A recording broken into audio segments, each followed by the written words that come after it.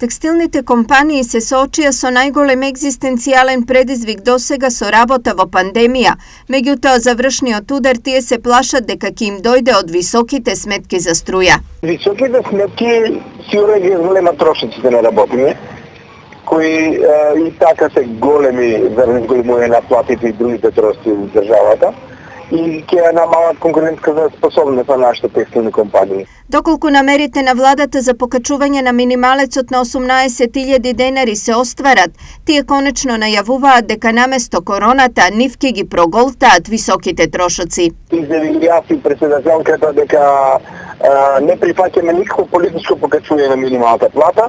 Многу ќе биде тоа негативно за текстилната индустрија, затоа што сме ние таква гранка која имаме најниски плати, едни од најниските плати во државата.